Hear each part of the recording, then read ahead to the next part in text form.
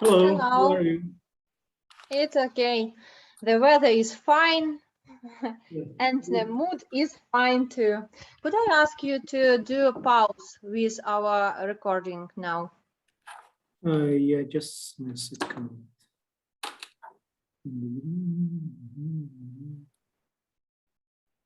Yeah, I do it. Okay, dobrého večera, dámy a páni. Good evening, ladies and gentlemen. I will speak in English. I hope that you don't mind. And my name is Jan Besed. I'm working in it's a Czech Association of Professional Higher Education Institution, which is the partner of this project. And on this today webinar, I would like to speak about, let's say, some introduction to international project management. We will speak about how we can, what is a project, just briefly to have an overview what this project is, what is a project. And then we will focus on some important, let's say, issue when you would like, if you would like to submit some project to some calls, some, let's say, general level. And in the end, we will shortly look on possibilities with cooperation with local authorities, how it's working in Czech Republic or also Poland and Brazil, etc. So from organizational issue, we just discussed with Olha that next webinar we can start a little early, not so much, just 15 minutes early, because unfortunately on Thursday, 30th September, I have lessons at the university before your seminar, but I hope that also 15 minutes will help you.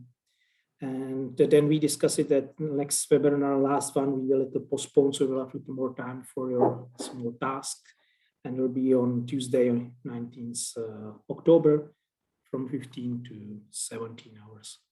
So I will generally speak my presentation about this issue. If you have any questions, you can write your questions to chat, or you can ask if you want immediately. It's no problem. If I can know the answer, I will answer. If I know we can find it, try to find it. And we will put this webinar, as you see, it's recorded. We will put this recording on YouTube, so you can go later with some subtitles, which our colleagues from UKRAIN do.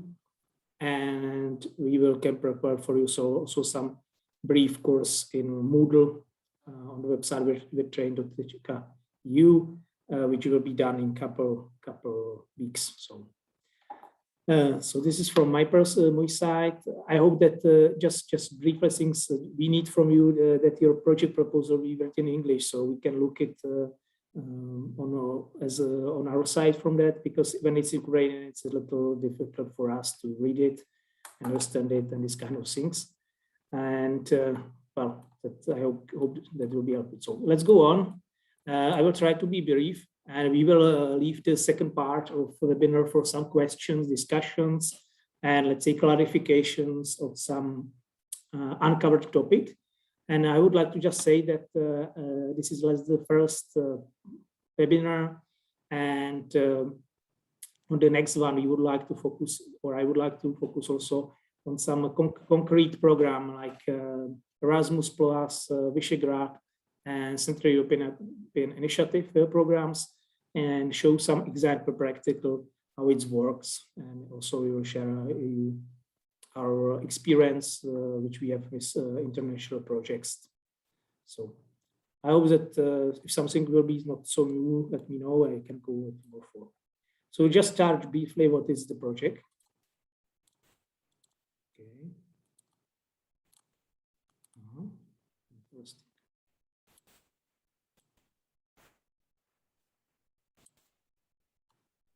Seems.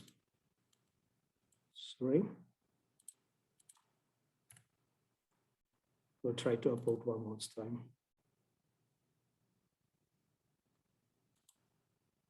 This works. So freeze it. So just a short definition of the project. Project is, let's say, some unique unique process, unique in time. It should be also unique on focus or an object. You should have a unique object in the project. So the project is unique in time. You should have a clear, defined start and end. So it's let's say limited by time, and it's limited by cost and resources which you have for the projects. You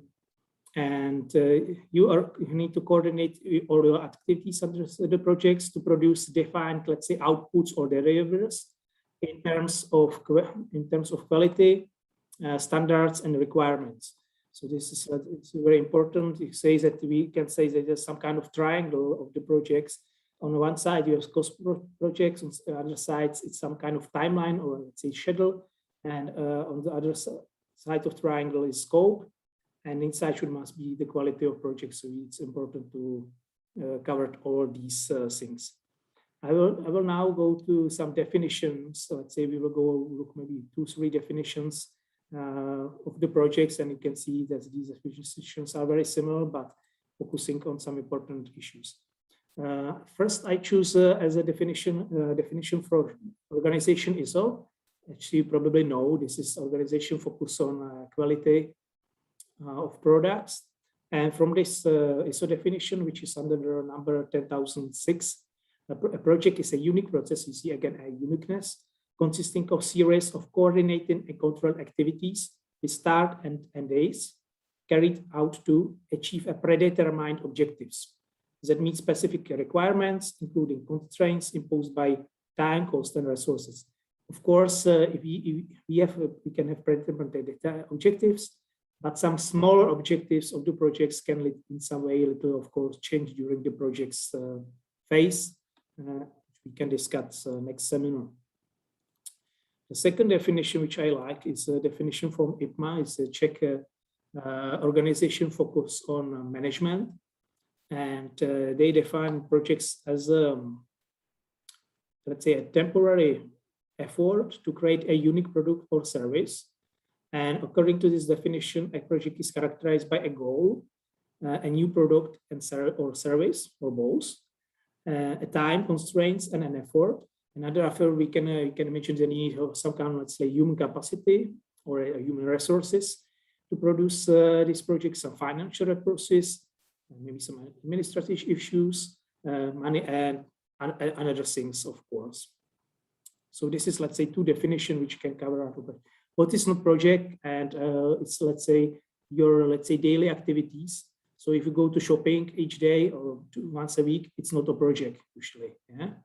So it must be very unique. So I go to projects.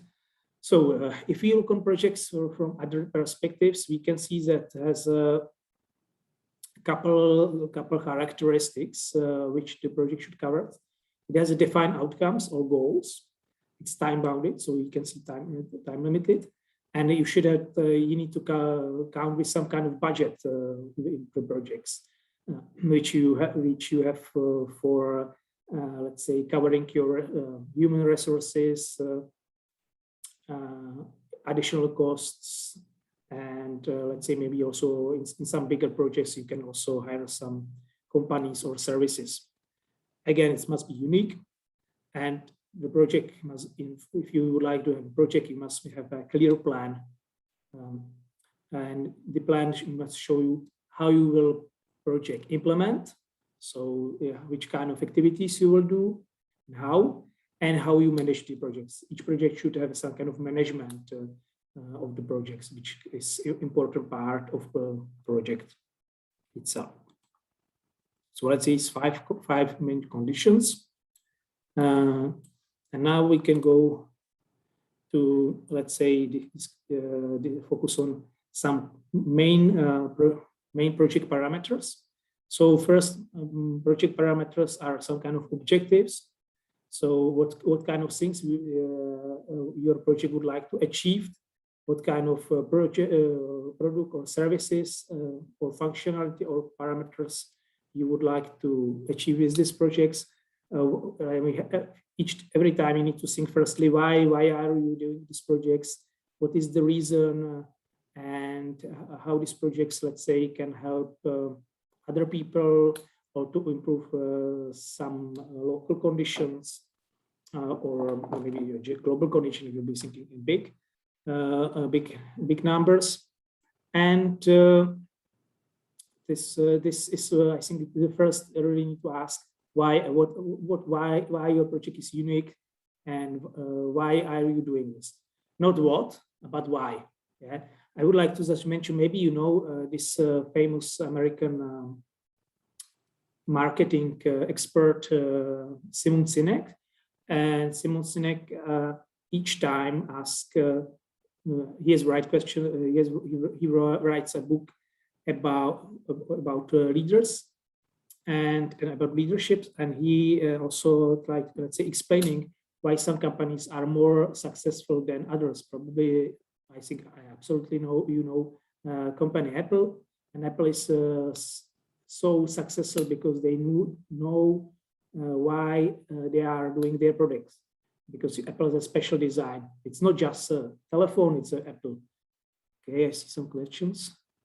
Thank you for the comments. So this is first thing. Then you can ask how you are doing. This is about the project management and implementation. And lastly, what. So this in the project, we can see what kind of activities your project covers. So second important thing is the quality of projects.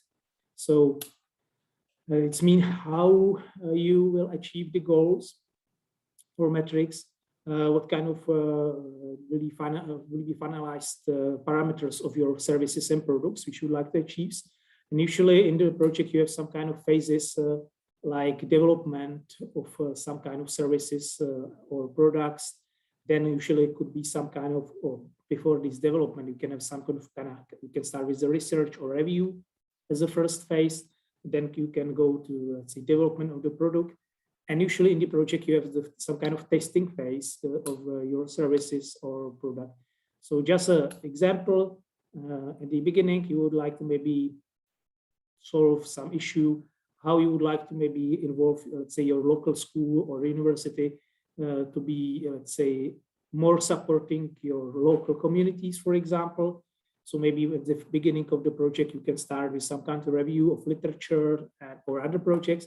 Especially it's good to have also this kind of review phase done before you start writing the project application, because this helps you, let's say, to find if your project is unique or not, especially in the area of international competitions. So because if you will, let's say, try to submit project which is focusing on issue which was already solved, your chance that the donor will give you money on this project is much lower. So the review also can help you to, let's say, clarify if your project has sense for donors or not. So I think I will start with the review. Then you can also have a part of review, could be part of the first project phase. Then you can go to do some development of the products usually, and in the end you should do some kind of testing phases, and maybe you can have some prototype as a final let's say outcome of your product, or it could be, or you can develop let's say final product. It depends how your project is structured. So, third thing which you need to in each project consider are sources. So what can help you to fulfill your goals, objectives?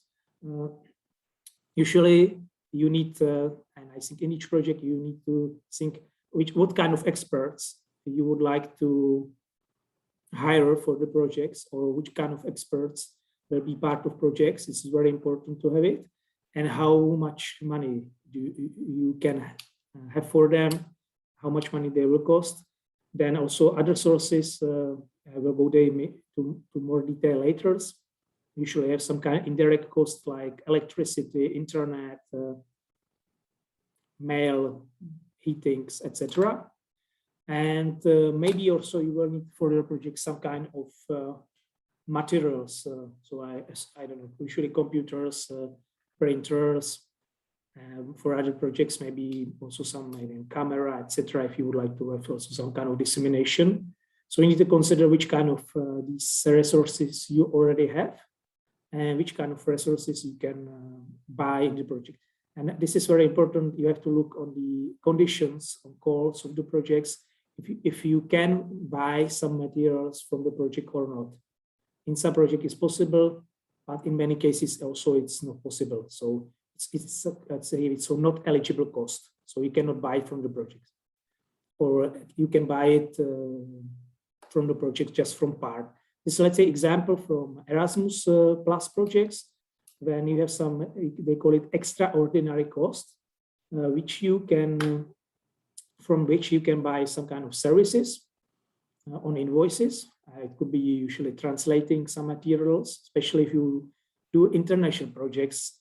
Translation should be supported in many projects, especially in Erasmus Plus, because there you can use through dissemination. Dissemination needs mean that you need to, let's say,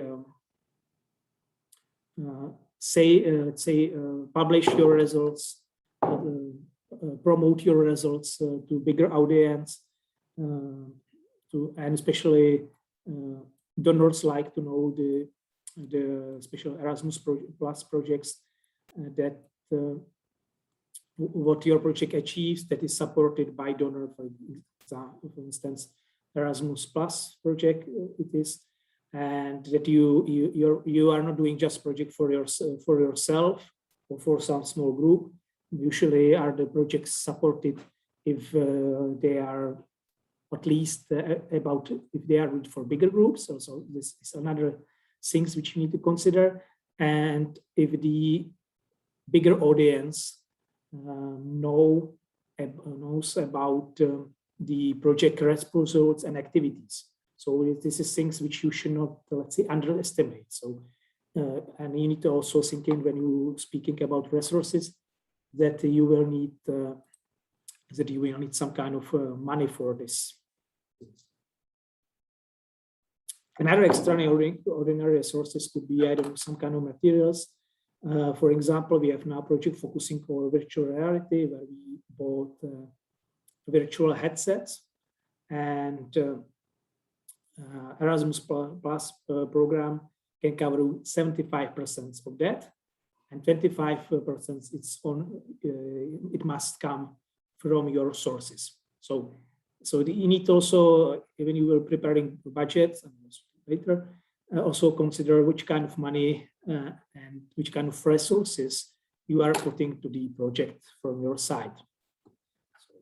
So this is, let's say, third. So we have objective, quality, and last and fourth, and also very important thing is time out. So you need to consider how much time you need to do for different kind of phases of the projects, and it also depends on the goals of the project. Some projects are, let's say, very short, as this kind of projects which we have with OLHA and their organization. So it's very relatively short time project, is very small one, but you can have some bigger projects. Usually in Erasmus Plus is supported projects from the bigger projects from 2 to 3 years. So you need to consider which kind of phases of the project you will do, which kind of activities you will have it, when the project will start, when you will have some kind of organizational meetings, which you need to consider, usually some kind of kickoff meeting before activities, some online, especially in international projects, you don't, and in these days, and with experience from COVID, it's very supported and it's very effective also to meet online. So you should also consider when you will have some kind of online meetings for management of the projects and some consortium meeting for bigger projects when you meet with your partners, ideally face-to-face if it's no quarantine. So it's possible. Last time we a little suffered with this kind of meetings, but if it's possible, you can organize. And which you need also consider if you planning your budgets that you will have some money for that. Especially when you go to later to the budget, there are some rules in some programs, especially in Erasmus Plus, how much money you can spend for traveling. For example, they give you 50-75 euros per participants if he is traveling, if I'm not wrong, till 1,015 kilometers. This is some kind of maximum which you can achieve. And usually you send 2 people or 3 people for the meeting. So this you need to also think about resources. How is also the call for your project written? What is eligible? Which kind of chapter you can use? And if there are some kind of restrictions. I give you another example. There from Central European Initiatives, there is, for example, restrictions from Central European Initiative. If you organize some kind of event, they give you maximum 20% for covering participants' food and meal or social event, etc. Or another restriction could be the total cost for traveling and accommodation together is 500 euro per participant. So example, if you plan some I don't know, travel, and it will cost you 600 euros, you need to take this 100 euros from yourselves, so they will not recover it, even if you will spend some money in other set chapters. So must be careful about this kind of rules. So the costs are very important. So which kind of resources? And last very important thing, what you need to consider are risk of the project. Yeah? You in a bigger project like Erasmus Plus, every time is questions about some kind of risk management or quality assurance, etc. I will speak more detailedly later. But you need to consider what will happen if some partner will not communicate, or how you can avoid it, that there will be some kind of misunderstanding in the projects. There are some let's say techniques which can help you, but this is, let's say, some basic things you need to consider, because each project, and not just projects, or our whole life is some kind of risk. So it's nothing is sure on 100%, especially in this dynamic time. So we need to think how we can, let's say, deal with these problems. Of course, you cannot predict all your risk, but at least some kind of main activities could be, let's say, described usually in some project applications. In many projects, you have some special column for that. So we need to think what could be a problem is one thing, and how probably this potential problem we can solve is very important for them. And also you can have some limitation which is connected with legs, which can affect the projects. So that your project will, of course, will not solve all problems of the world, but is focused just on some small topics, or we solve or just part of some bigger problem. So this is, let's say, some most important issue which you should consider. Okay. Oh, okay, see you. Sorry, some internet is today's doesn't work. Okay, we're back again.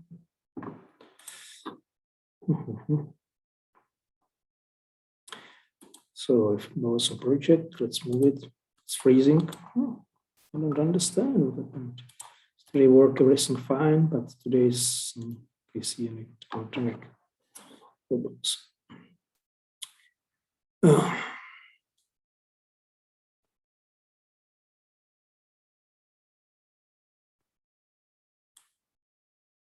Okay, was down. Okay, so go to the preparation phase.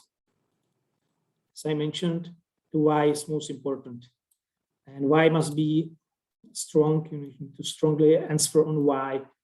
And as I told you before, And I will make some iteration, but I hope that will help you to more, let's say, remember these things. Usually you can prepare something like, you can call it need studies. Why your project is needed? What kind of problems your project solves? Or how is your project special? Yeah. So this is things which you need to reconsider. And as I told you, it's good to make some review, look on websites, for example, Erasmus, if there are similar projects, or you can look on the donors page. Usually they have some kind of, we can say that some databases of the projects from previous years, so we can make some inspiration, what was really happened, what was successful. And it doesn't mean that you cannot, let's say, start on some basis of other projects, especially if you, let's say, write one project and a year after you can write, or 2 years after the project, you can write another project which has a continuation. This is possible. For example, now we just solving with colleagues from Hungary project focusing on performance on higher education teacher, called this project called Performance. And this project should finish in, if I'm not wrong, next year, the first half of next year. And the colleagues from Hungary Tempus or Foundation already start preparing new projects called Performance Plus, which will be continuation of these projects. This is so this is things which you need to consider. And last, and I think very important thing is the third thing, why you need to solve your issue problem or the things which you, or let's say the issue which, or the question which you are to solve internationally. This is very important, especially in international projects. So you need to explain why it's important for international audience, because there will be some problem of, I don't know, some of your local communities, why international organizations should care, or what can bring you the, let's say, the other partner. And this could be a relatively simple answer in some way. You can say, okay, we would like to do it with this Czech NGO. Let's say that we are focusing on supporting some civil societies, some, let's say, public life and civic society. And we would like to do it internationally because our partners from Czech Republic, Germany, etc., have very good experience in this area. So this is very important issue which you need to consider. Yeah. So then very important issue is, and I think a crucial issue is eligibility of applicants, because some projects have some kind of limitation. Who can be, who can ask, who can submit application. In some ways could be just higher education institution, or it could be just NGO. So you need to consider if you as an applicant if you as an applicant are eligible, and also if your partners are eligible. So we need to be careful about this kind of things, because in some let's say project calls are some not eligible applicants, for example, business companies, etc. Or in some way could be also NGOs, but usually doesn't matter. So this is necessary to read it very carefully. I think careful reading will help you at the beginning of each call proposal to not writing some application which will be, let's say, which will be not allowed to go to next round because some formal mistakes. And it's important that sometimes, at least in many, it's my experience from different kind of projects, up to 10, sometimes 20% projects or 15 projects, it's not allowed to continuing in the process of evaluation because of some formal mistakes. So this is first thing about if applicants are eligible, that kind of activities which you like to do if you are eligible. Because if the project is written that you allowed to develop some new services, but not let's say some physical, I don't know, product, and you would like to develop some kind of, I don't know, software or something like that, or maybe let's say you write just that you will develop some website and there is written, but we are not supporting developing websites because everybody developing websites as a final product, but allow you to have a website as some kind of part of dissemination. It's fine, but shouldn't be just only product, as, for example, website of the projects. If you write it that my project outcomes mainly is website, then the evaluator will look on that, they have a website as a main product, and they will not allow you to continuing in the application. So we be careful what kind of activities are allowed, what kind of activities is supported. It's necessary to do it. And lastly, very important thing is what kind of costs are eligible, because usually there are two categories of costs, eligible and not eligible. Eligible is the cost which you can use in the project, and usually as part of a project budget, and the donor give you money for that. And not eligible cost is sometimes you can have it in the projects, but not every time. And if you can have a project, the donor will give you no money, no cent, anything for that. So you need to carefully read the proposal. It's very important. The good thing is that usually when you start with the application, you can ask the organization which public the call, and usually there are some email or sometimes telephone lines, and there are usually some kind of period when you can ask some questions, because sometimes it doesn't have to be clear what the author or the organization mean with some kind of terms. So this is another important thing. Third, it's also read the call. It's good to look on some websites. We can look on this topic more detail in next webinar. And very important is looking when is call open, so when you can start submitting. Sometimes some organization like Erasmus Plus usually have some kind of terms when they are opening, so we can know it about the opening window for application. When it's like, I mean, this window, the time when you can submit your application. So, for example, if I know that Erasmus Plus will be opening on 7th, let's say February, the window, or then it goes, another program will close on 7 February. I don't know what you should have from 1 to 6 weeks to write it, but you will maybe some general rules from past applications. You can start before that finding some kind of partners and discuss them your project idea. It's possible to do it before the application is open. And then usually when the application opens, you usually know the detailed rules. Sometimes you can have some general rules of the program before, so which can help you.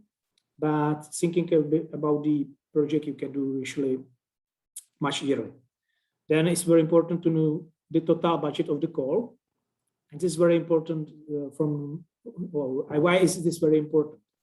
Because if let's say the all total budget is small, let's say, I don't know, 200,000 euros, and you know that maximum amount which you can ask is 50,000 euros or something like that, that you can know that 4 or 5 projects can be successful if you will go for big numbers or bigger, and the rest will be unsuccessful. So this is, you need to consider the chance which you will have in the project. So this is good to know. And you can also look on last years, and usually there are numbers, there are some information, how many organizations ask for this grant, or and how many participants was successful. Just some numbers for Erasmus Plus, the bigger one. The big Erasmus Plus is this, if I'm not wrong, about 15% the successful rate. So you can see that you must be really good in writing these projects. In small Erasmus, it could be bigger. It's also good to consider if you have partners from which countries your partners, because if you would like to apply on Malta, very smaller budget, you have maybe a little chance. If you apply in Czech Republic, and there it could be successful, maybe 50% or 44% of projects. It's good to also choose who will be, let's say, the main applicant and leader of the projects based on these conditions. So this is very important issue which you need to consider from our experience. So it doesn't mean that the partner from Czech Republic, I don't know, Slovakia, etc., have to write our application. You can write an application, but the application is important who will submit and be responsible for our application, the responsibility. Or another thing is also when you speak about applicants, main leaders,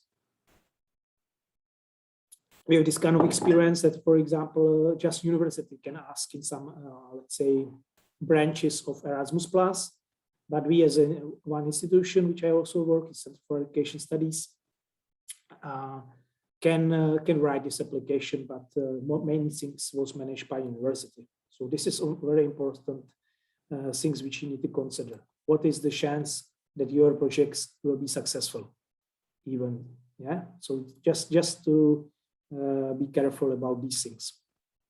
So, and another things what you need to consider is how much time do we need for writing application. Usually you do not write the application overnight. I know some people who can do it, but they are usually very experienced. But I would not recommend you. But I will recommend you give or leave it for this for the writing of the project application more time, weeks. Especially if it's international project, you can maybe write the main structures in a couple of days. But you should ask partners for some meeting, and sometimes you need some time for looking for the partners. That's another issue. And even if you have some kind of partners, don't forget that you need some kind of time for maybe discussing some issues, discussing the budget, discussing their role, and you will need, of course, even if you write nearly or application yourself, some information from partner. Usually in each application there is some kind of column we need to describe what kind of organizations are your partners. Yeah, so you need at least some kind of information, and many times you also need some information about people who will be involved in the projects. This is another important issue. People, you need to also, let's say, could explain why these people will be involved or will work in this project. So what kind of expertise they have. Yeah.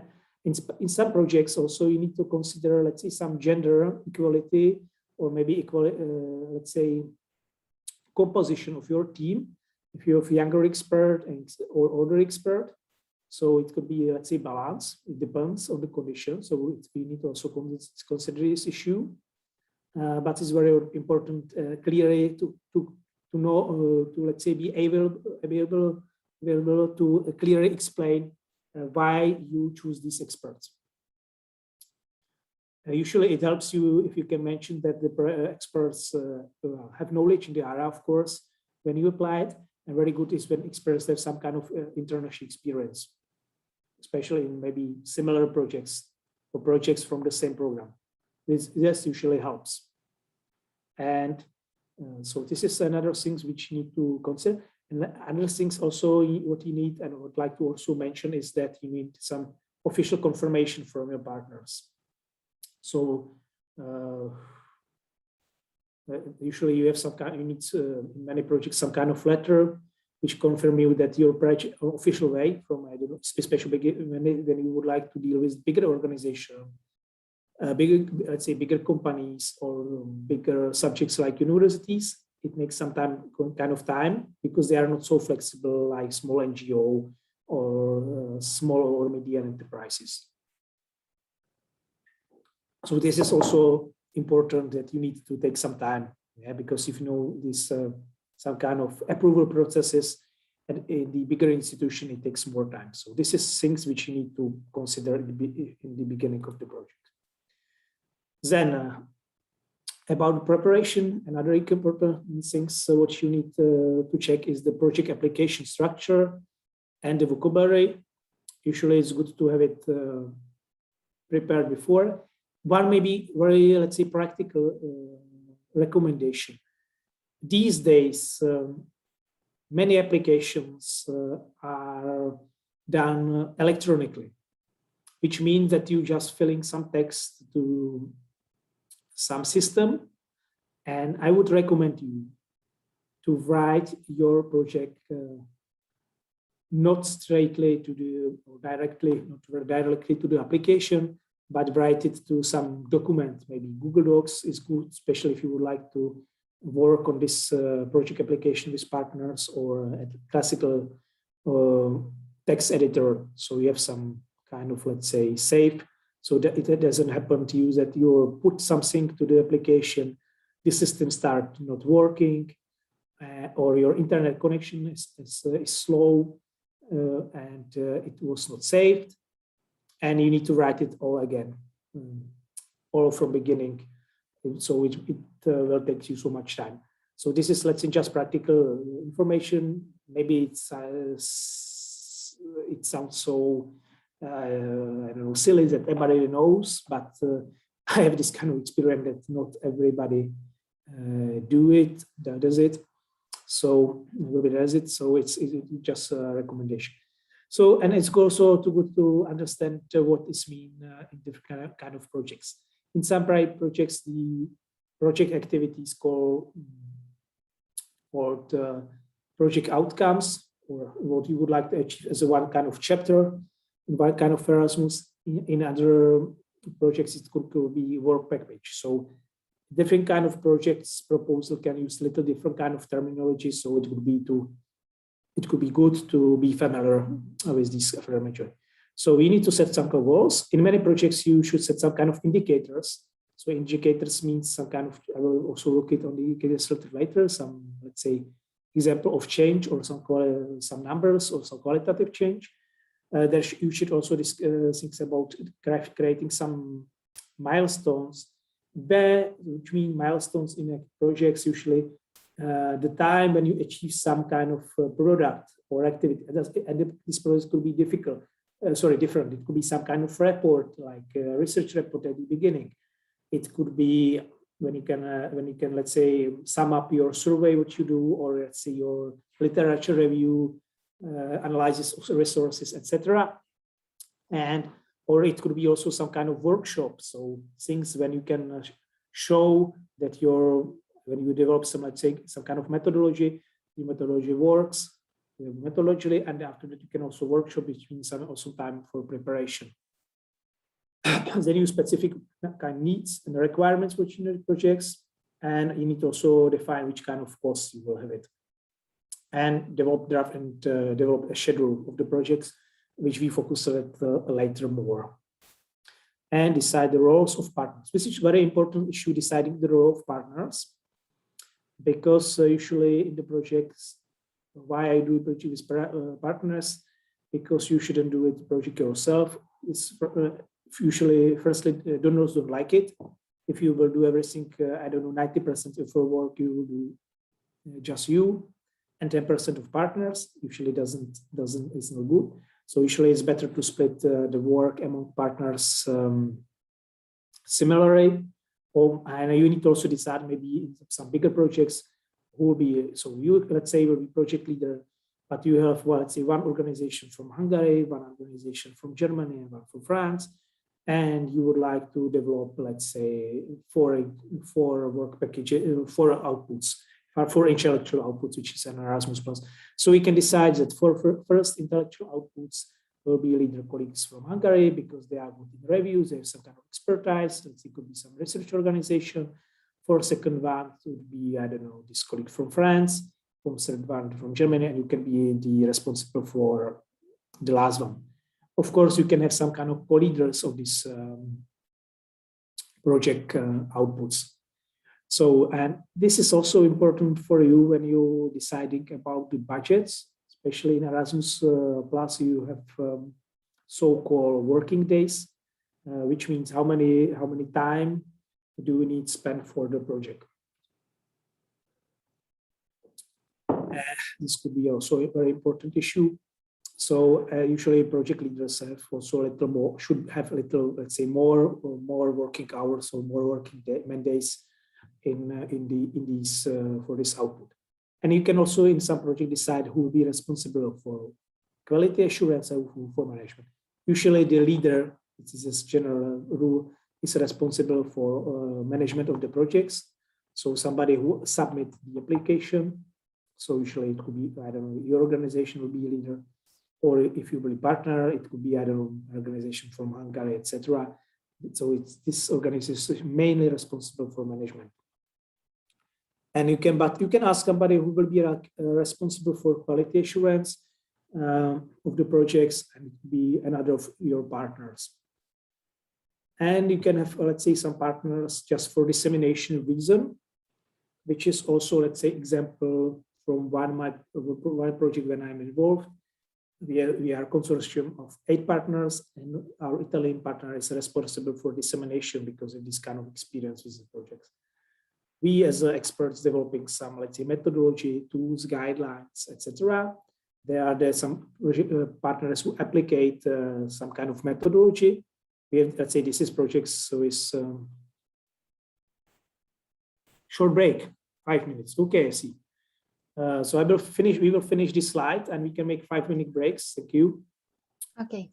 And just shortly, so just example, we have the projects when, let's say the main leader is, for example, Russia, and we are here as experts, and then it's 5 national rector conferences. So we use their knowledge, of course, but they are also important because we would like to apply it, so we developing, let's say, the tool for self-reflections of University of Applied Science in the regions, in regional engagement. And they are also important for communication with partners and helping us, let's say, finding institution. This is also another issue. Not everybody must be involved in the project straightly.